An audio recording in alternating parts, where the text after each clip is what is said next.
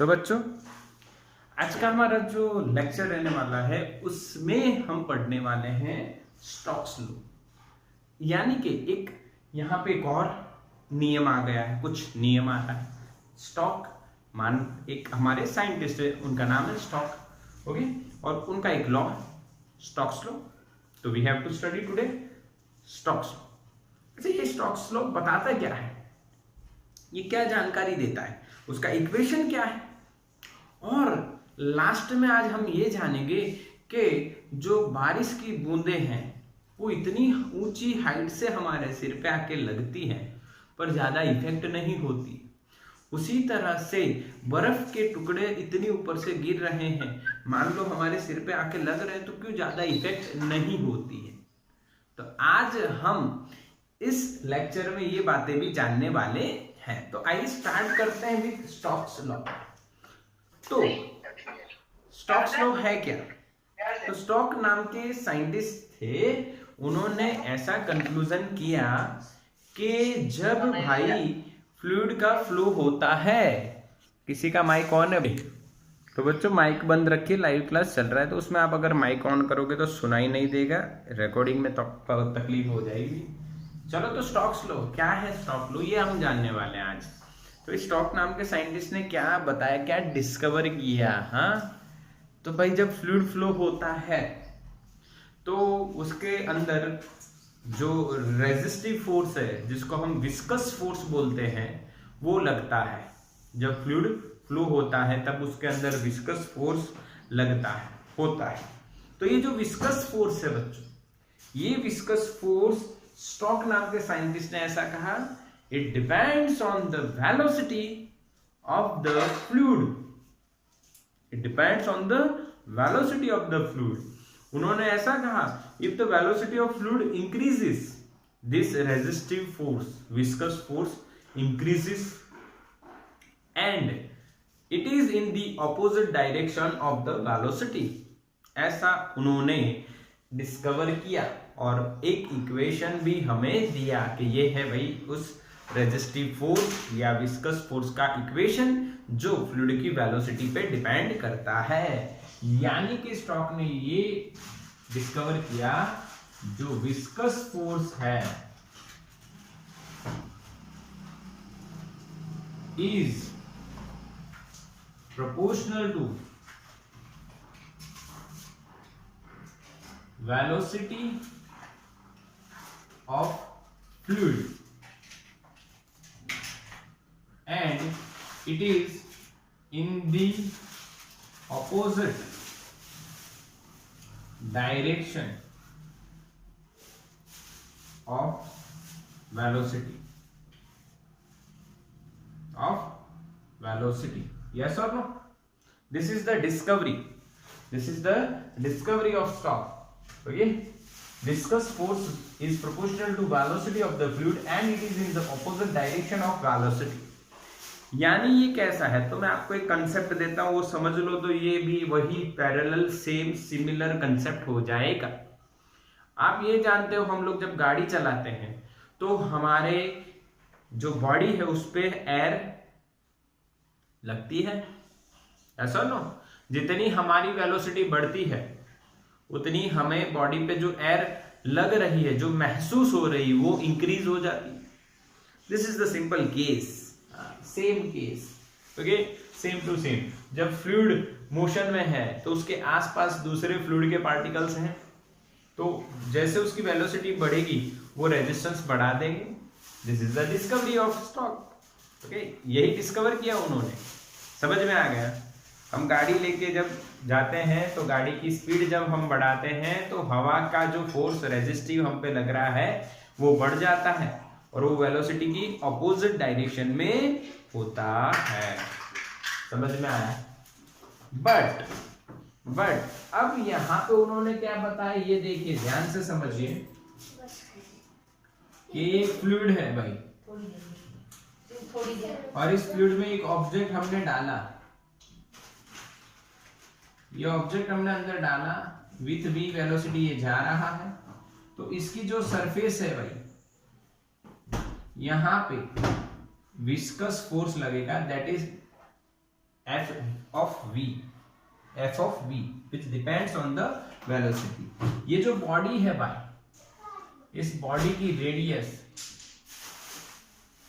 Are है मान लो, या ए मान लो, जो भी मान लो, रेडियस आर है। उसकी डेंसिटी, उस बॉडी की डेंसिटी रो है, और फ्लूइड जो है भाई उसकी विस्कोसिटी और coefficient of viscosity, coefficient of viscosity जो है ईटा। तो भाई जो विस्कस फोर्स है, जो विस्कस फोर्स है वो लिखा जाएगा F of V is equal to 6 pi v into r into eta. This is the equation. This is the equation given by Stokes. The viscous force, or you can say this is the drag force. कौन सा force है बच्चों? Drag force. जब ये body नीचे जाएगी, जब ये बॉडी नीचे जाएगी तो अपने साथ लिक्विड को भी ड्रैग करेगी इधर, और दूसरा जो है इसके साइड वाले लिक्विड्स के जो पार्टिकल होंगे, मान लो ये पार्टिकल इसके साथ जा रहे हैं, पर जो दूर वाले पार्टिकल हैं वो इसको जाने नहीं देंगे, रेजिस्टेंस लगाएंगे। इस तरह से ये रेजिस्टिव फोर्स और ड्रैग फोर्स और विस्कस फोर्स डिफाइन होता है। F of V is equal to 6 pi विराट। क्या बच्चों समझ में आया? मैसेज करो फास्ट, हाँ, यस और no? F of v is equals to 6 pi v r eta. What is v? Velocity of the object. What is r? Radius of the spherical object. What is eta? Viscosity of the coefficient of viscosity. Sorry, coefficient of viscosity of fluid. Eta. Okay? अच्छा, तो ये हमने जाना, हमने समझा कि भाई कोई ऑब्जेक्ट जब पानी में, जैसे हवा की बात कर, हवा में पानी की बूंद, सेम कंसेप्ट हो गया। या फिर किसी एक टेस्ट ट्यूब है लंबी वाली मोटी, उसमें हमने कोई सॉलिड स्फीयर छोटा सा डाल दिया, वो अंदर गया, ठीक है? तो यही आंसर आएगा 6 pi V R eta. This is the equation of drag force और viscous force due to the velocity of the object, okay, which is moving in the fluid of viscosity और कोएफिशिएंट ऑफ विस्कोसिटी थीटा। समझ में आया? बिल्कुल। अब इसका shortcut आपको बताता हूं। You know the Virat Kohli. Virat Kohli को आप जानते हो। विराट कोहली कौन है? विराट कोहली हमारे इंडियन टीम के कैप्टन हैं। वो बैटिंग बहुत बढ़िया करते हैं और क्या लगाते हैं? 6। हाँ, क्या लगाते हैं भाई? 6। समझ में आया? तो 6 विराट आ गया। पाई का मतलब क्या? 6 भाई विराट ने लगाया। याद रख सकते हो? 6 भाई विराट ने लगाया। ये वी आर ईटा, ये पाई, और ये 6 पाई विराट। हो गया कहीं? समझ में आया? 6 किसने लगाया भाई? तो क्या भाई 6 भाई विराट ने लगाया। समझ में आया? Yes sir, no? This is the simple logic, कोई डाउट वाली बात नहीं है। समझ में आ गया? 6 pi V R eta. Yes, तो इसका स्क्रीनशॉट ले लो। इसके बाद हम इसका यूज करने वाले हैं और एक और इक्वेशन डिराइव करने वाले हैं बच्चों। तो इसका आप क्या ले लो? स्क्रीनशॉट। Okay, done. चलो, हो गया ना? यस। तो भाई जब कोई ऑब्जेक्ट किसी फ्लूइड में गिरता है तब उस पे due to its own velocity resistive force लगता है, which is given by f of v is equals to 6 pi Virat. अच्छा, तो सर ये समझ में आ गया, तो अब आप क्या पढ़ाओगे? तो भाई अब ये बात आ गई है कि नहीं, यानी आप एक ऑब्जेक्ट ले लीजिए स्फेरिकल और वो एयर में ड्रॉप कीजिए, यानी एक सॉलिड गोली ले लीजिए, स्फीयर ले लीजिए या मार्बल ले लीजिए, कुछ भी ले लीजिए, मार्बल ले लीजिए, उस मार्बल से हल्की चीज भी आती है, वो हल्का और ले लो, तो आप ऐसे एयर में उसको छोड़ो तो वो नीचे गिरेगा, तो एयर का ड्रैग फोर्स उस पर लग रहा है, विस्कस फोर्स लग रहा है। अब एयर की जगह आप उसको पानी में डालो, तो पानी में डालोगे तो वो जितनी स्पीड से एयर में गिर रहा था उतनी स्पीड से पानी में नहीं गिरेगा, का स्पीड कम हो जाएगी। ओके, उसके बाद क्या होगा, उसके बाद आप उसको ग्लिसरीन में डालो जो पानी से ज्यादा डेंसर है, उसमें अगर आपने डाला तो और स्पीड कम हो जाएगी। तो यानी स्पीड कम क्यों होती है, क्योंकि जो डेंसिटी है वो बढ़ जाती है फ्लूइड की। अच्छा, ये भी समझ में आ रहा है सर, डेंसिटी बढ़ रही है, विस्कोसिटी भी बढ़ जाती है, विस्कस जो कोएफिशिएंट ऑफ विस्कोसिटी है वो भी बढ़ जाता है। That's why this happening in the different type of fluids, but that is a question कि सर वो बहुत ऊपर से पानी की बूंद आती है फिर भी सिर पे जोर से नहीं लगती, इसका लॉजिक क्या, रीजन क्या?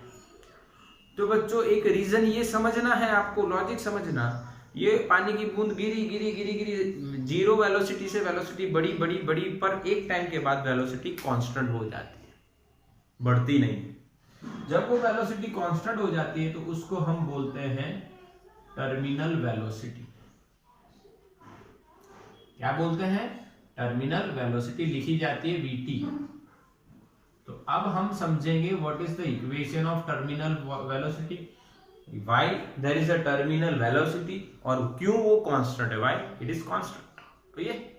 तो ये सारी बातें हम जानने वाले हैं, बढ़िया लॉजिक है, बढ़िया सिंपल बात आपको समझाओ। तो ये आप एक एक्सपेरिमेंट करोगे, उससे आपको ज्यादा जल्दी समझ में आएगा। ये एक हमने ट्यूब ले ली है, इसमें लिक्विड भरा हुआ है, ओके। यहां पे ये स्फेरिकल ऑब्जेक्ट हम इस पे डाल रहे हैं, मान लीजिए मार्बल है या कुछ और स्फेरिकल ऑब्जेक्ट, ओके, जिसकी रेडियस r है, ये स्फीयर मान लेते हैं, इसकी डेंसिटी रो है, इसकी डेंसिटी रो है। यहां पे जो लिक्विड है, थोड़ा सा कम कर देते भाई, इस लिक्विड की भी डेंसिटी होगी, या फ्लूइड है चाहे कुछ भी मानो, इसकी डेंसिटी, ये जो फ्लूइड हम मान रहे हैं, ये अगर एयर बबल, ये वाटर ड्रॉप है, वाटर का ड्रॉप है तो ये एयर हो गई। अगर ये सॉलिड स्फीयर है तो ये हम लिक्विड ले सकते हैं, तो कोई भी फ्लूइड हो सकता है, ये कुछ भी हो सकता है, फ्लूइड है, ठीक है। उसकी डेंसिटी हम सिग्मा मानते हैं, फ्लूइड की डेंसिटी हम क्या मानते हैं, सिग्मा, और विस्कोसिटी और coefficient of viscosity is eta. समझ में आया? ये सॉलिड स्फीयर फ्लूइड में गिर रहा है और उस फ्लूइड की डेंसिटी सिग्मा है और उसका कोएफिशिएंट ऑफ विस्कोसिटी ईटा है। ये गिरेगा नीचे, तो नीचे गिरेगा तो इस पे नीचे वेट फोर्स लगेगा F1, और ये जब पानी में पूरा डूब जाएगा, लिक्विड में पूरा डूब जाएगा, तब उसके ऊपर लगेगा बॉयंट फोर्स, ठीक है, समझ में आया। और वो नीचे यहां पे आया मान लीजिए, और उसकी वेलोसिटी है भाई नीचे की और v, तो इस पे अब कितना फोर्स लगेगा, तो एक वेट फोर्स, दूसरा बॉयंट फोर्स, और तीसरा यहां पे due to this fluid drag और viscous force F of v, 3 force लगेंगे। क्या बच्चों समझ में आया? हाँ के ना? जब ये स्फीयर पानी के अंदर v वेलोसिटी से जाता होगा तब इस पे कितने फोर्स लगेंगे, टोटल 3।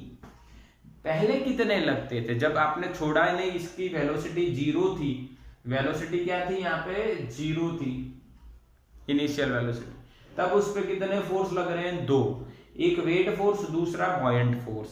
पर जब उसके पास वेलोसिटी v है तब उसके पास एक और फोर्स आ जाएगा जो उसकी वेलोसिटी के कारण ऑपोजिट डायरेक्शन में लग रहा है, दैट इज स्टोक्स लॉ के हिसाब से जो फोर्स विस्कस ड्रैग या ड्रैग फोर्स और विस्कस फोर्स हम जिसे बोलते हैं वो लगेगा F of v।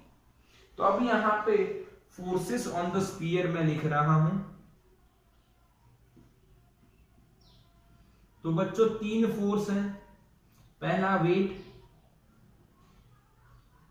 That is F1 और वो हम क्या mg लिखते हैं। अब mg को कैसे लिखोगे मेरे बच्चों, तो क्या बच्चों आप लिखोगे डेंसिटी इनटू वॉल्यूम। अगर ये स्फीयर है तो क्या उसका वॉल्यूम 4/3 पाई आर क्यूब हो गया into G. This is the equation. Mass into acceleration, mass यानी डेंसिटी इंटू वॉल्यूम और रेडियस हमने आर ली है इसलिए वॉल्यूम 4/3 पाई आर क्यूब हो गया है। अब बच्चों सेकेंड बॉयंट फोर्स F2 रो की जगह क्या आएगा बच्चों यहाँ पे सिग्मा V इंसर्टेड इंटू जी। क्या बच्चों याद है आपको फ्लूइड की डेंसिटी, यहां पे लिख देता हूं rho of fluid into inserted volume of the object into G gravitational acceleration. This is called buoyant force. तो बॉयंट फोर्स कितना लगेगा भाई रो एफ वी इन जी। अब फ्लूइड की डेंसिटी कितनी है भाई, रो की जगह सिग्मा है। कितना वॉल्यूम इंसर्ट हुआ है पूरा का पूरा, that means 4/3 pi R cube into G. समझ में आया बच्चों। और तीसरा फोर्स है that is viscous force F of V is equal to 6 pi V R eta, 6 pi V R. क्या बच्चों तीनों फोर्स समझ में आए, यस और no. Weight, buoyant and viscous, simple तीन फोर्स लग रहे हैं, weight, buoyant and viscous. Yes बिल्कुल इजी, बिल्कुल इजी। अच्छा अब देखो क्या होता है। अब यहां पे एक बात आपको समझनी है। क्या बात समझनी है कि भाई F2 and F of V same direction में, F1 नीचे है। हाँ? जब तक F1 is greater than F2 plus F of V तो क्या होगा, अगर ये हो रहा है तो क्या होगा, वेलोसिटी ऑफ स्फीयर की वेलोसिटी इंक्रीज होगी। यस और नो, स्फीयर की वेलोसिटी क्या होगी, इंक्रीज होगी। क्या बच्चों समझ में आ रहा है, वेलोसिटी ऑफ स्फीयर इंक्रीजेस। समझ में आ रहा है कि नहीं, यस। कैसे, तो मैं बताता हूं आपको, इधर देखो। मान लो F1 की वैल्यू नीचे की ओर 100 न्यूटन है, इसका वेट मान लो 100 न्यूटन है, मान लो ऐसा बोल रहा हूं, यानी कम होगा और 100 न्यूटन मान लो। ऊपर F2 बॉयंट लग रहा है जो फिक्स होगा, ओके। उसका जितना वॉल्यूम होगा उतना ही उसने फ्लूइड हटाया होगा और उस फ्लूइड का वेट जो होगा दैट इज बॉयंट फोर्स और वो कांस्टेंट होगा। मान लो ये 30 न्यूटन है, तो इनिशियली नीचे की ओर कितना फोर्स लग रहा है, तो भाई नीचे की फोर्स टोटल फोर्स लग रहा है डाउनवर्ड डायरेक्शन में, टोटल फोर्स अब लगेगा 100 माइनस 30 दैट इज 70 न्यूटन। तो नीचे की ओर यहाँ पे 70 न्यूटन लग रहा है।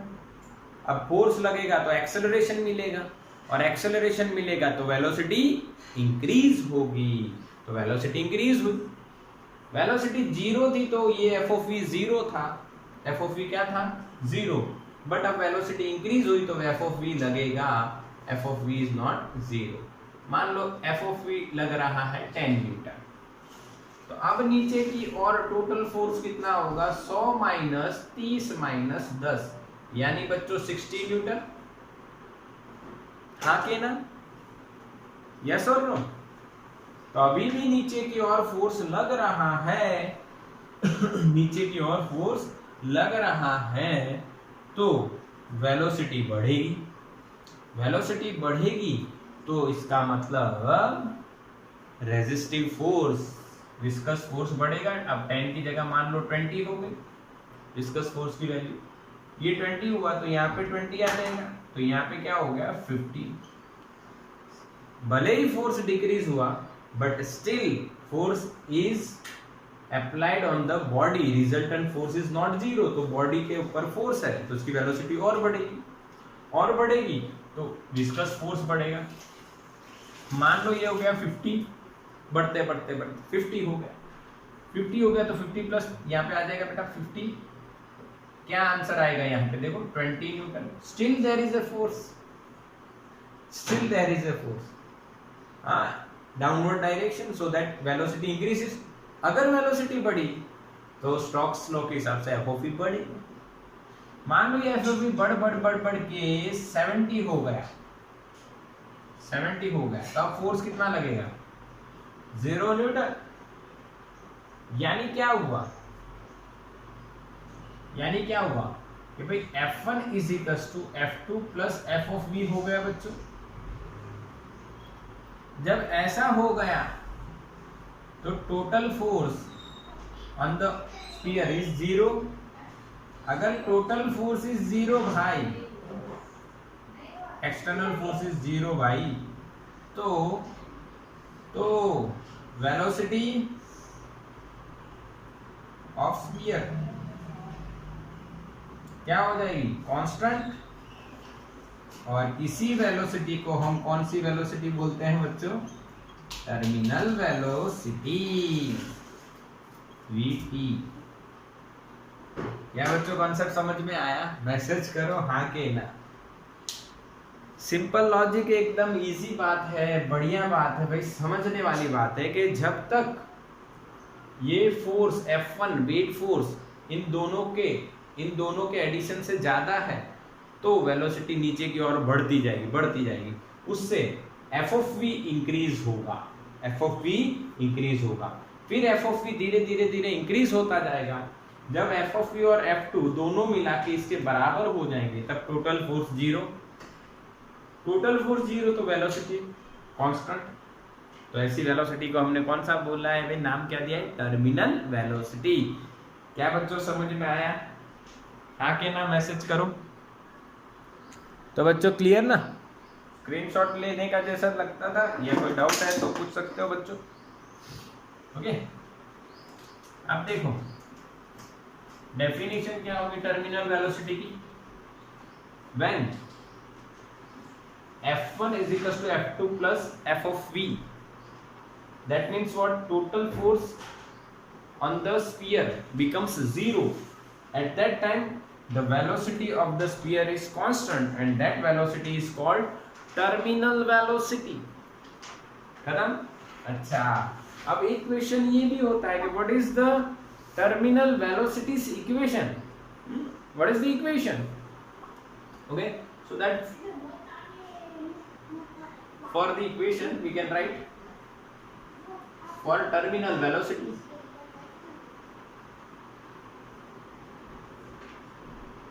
F1 is equals to F2 plus f of v, ये तो होना ही चाहिए। तो f of v क्या हो जाएगा, F1 माइनस F2, यस और नो। f of v क्या हो जाएगा, f of v इधर ही रखा, F2 इधर के लेके आया तो F1 minus F2। f of v का equation 6 pi v r eta is equals to 6 pi v r eta is equals to F1 minus F2। भाई ये रहा F1, ये रहा F2, इन दोनों का सब्ट्रैक्शन करना है। अब सब्ट्रैक्शन में जो चीज कांस्टेंट है, सेम है, वो कॉमन आएगी।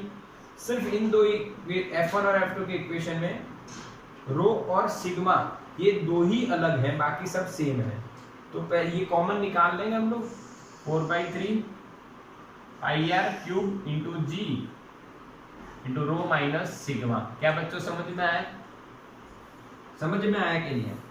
रो एंड सिग्मा ये दो ही डिफरेंट है, बाकी पूरा पार्ट इक्वल है, और वो इक्वल है तो बाहर आ गया और रो माइनस सिग्मा हो गया। ठीक है, चलो अब देखिए, एक r कट हो गया, ये पाई भी कट हो गया, ये 6 यानी 3 2 जा और ये 2 2 जा 4 हो गया। अच्छा, इस टाइम पे वेलोसिटी को मैं vt लिखना चाहिए ना, टर्मिनल वेलोसिटी vt।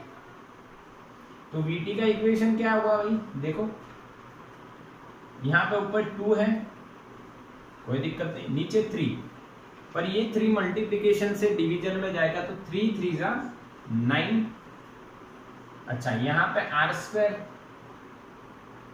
इंटू जी अपॉन ये ईटा नीचे आ जाएगा और यहाँ पे रो माइनस सिग्मा तो था ही भाई। Okay, this is the equation of terminal velocity. Terminal velocity समझ में आया? यस और no? What is the equation of terminal velocity? 2/9 r square g upon eta into rho minus sigma. अब हर टर्म आपको समझ में आनी चाहिए, बिल्कुल सिंपल है। देखो इतना ही कंसेप्ट था ये, बस ऐसा होता है। ये लॉजिक तो आपको पहले मैंने समझा दिया था, ये तो पता ही है फोर्स कैसे निकालने भाई।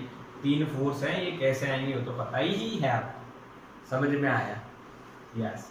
अब यहाँ पे आप 2 बातें और देखोगे। VT is proportional to radius of the sphere, square of the radius of the sphere, and VT is also proportional to 1 upon eta. Or you can also say that VT is also proportional to difference of the densities of the sphere and fluid, rho minus sigma। यानी जैसे आपने मोटा sphere लिया तो terminal velocity बढ़ जाएगी। समझ रहे होगे नहीं? और अगर विस्कस मीडियम ज्यादा है, विस्कोसिटी का कोएफिशिएंट ज्यादा है, तो स्पीड घट जाएगी, वेलोसिटी घट जाएगी। लॉजिकल बात है ना? पानी की जगह आपने ग्लिसरीन लिया, ग्लिसरीन की जगह आपने ये अपने क्या कहते हैं इसको, हनी लिया, तो वेलोसिटी और घट जाएगी। और स्फीयर छोटा लिया फिर बड़ा लिया तो वेलोसिटी बढ़ जाएगी। This is the simple concept. Okay, तो टर्मिनल वेलोसिटी का ये इक्वेशन आपको इक्वेशन की और कंसेप्ट की जो नोटबुक है उसमें लिख लेना है, और ये बातें भी उसमें लिख लेनी है कि भाई ऐसा होता है। और टर्मिनल वेलोसिटी ये डायग्राम बनाना चाहिए। कंसेप्ट बुक आप जो बना रहे हो, जिसमें इक्वेशन लिख रहे हो, उसमें ये डायग्राम बना के ये बताना है। इतना लिख लेता है भी ये चीजें हैं और टर्मिनल वेलोसिटी के लिए ऐसा होना जरूरी है, और ये आंसर है। ठीक है, ये आपको बिल्कुल नोट करना है। हाँ, और मुझे लाइव क्लास अभी चल रहे हैं, जब हम ऑफलाइन मिलेंगे तो you have to show me the equation and concept book, जिसमें आप नीट और जेईई के लिए लिख रहे हो। ठीक है, तो इसका स्क्रीनशॉट ले लो बच्चों।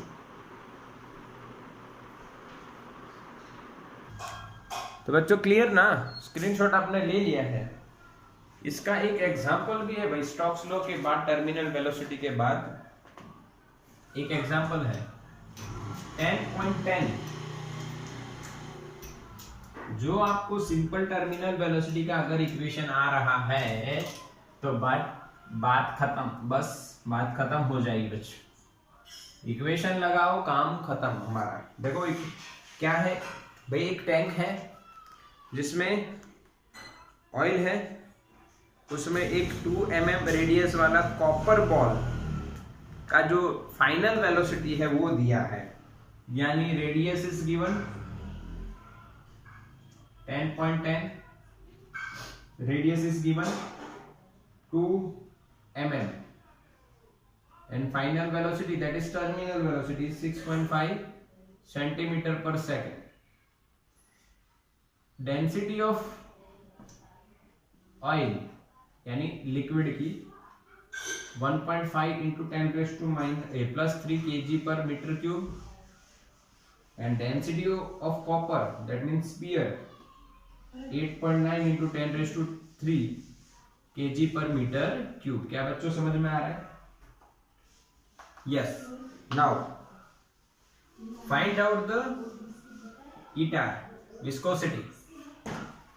Find out the viscosity। तो बच्चों सिंपल लॉजिक है, आप सॉल्यूशन भी देख रहे हो कि भाई ये लगाओगे आंसर आ जाएगा, क्योंकि सारी वैल्यूज तो यही हैं, सिर्फ आपको ईटा निकालना है। VT, R, rho and sigma all are given.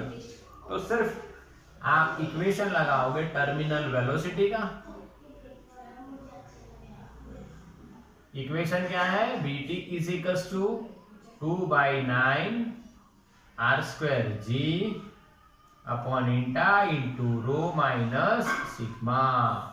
तो what is the equation for eta? Eta is equals to 2r²g upon 9 into VT, नीचे VT आ जाएगा, रो माइनस सिग्मा। VT नीचे, ईटा ऊपर, 2/9 r का स्क्वायर यानी 2 mm, mm को 2 into 10⁻³ metre तो यहाँ पे 4 इंटू 10⁻⁻6, जी की वैल्यू 9.8, जी की वैल्यू कितनी लिखेंगे 9.8 upon VT terminal velocity 6.5 centi, that means 10⁻² metre per second. ये तो आता ही है आपको, तो भाई 6.5 इंटू 10⁻² सेंटीमीटर को मीटर में कन्वर्ट कर दिया। और डेंसिटी का डिफरेंस लेना है, तो दोनों डेंसिटी में 10⁻³ कॉमन आ जाएगा। डिफरेंस लेते हैं पहले आप देख लीजिए, दोनों में 10⁻³ कॉमन है। रो माइनस सिग्मा यानी 8.9 माइनस 1.5, यही करना है। बिल्कुल ना, समझ में आ रहा है ना, सिर्फ वैल्यूज रखने टर्मिनल वेलोसिटी के इक्वेशन में, और कुछ भी नहीं कर रहे हैं। ठीक, तो अब इसको सॉल्व करेंगे। सॉल्व कर लो तो आपका आंसर आ रहा है 9.9 into 10⁻⁻1 kg metre minus 1 second minus, यानी 0.99। यस और नो? और यूनिट आप लिख सकते हो पास्कल इंटू सेकेंड, ये भी यूनिट है। और KG metre minus 1 second minus 1 वो भी इसी से बनता है, कोई नया लॉजिक नहीं। पास्कल का यूनिट आप एमकेएस में लिख दीजिए, आपको मिल जाएगा वो आंसर। खत्म? यस और नो? तो इसका स्क्रीनशॉट ले लीजिए बच्चों।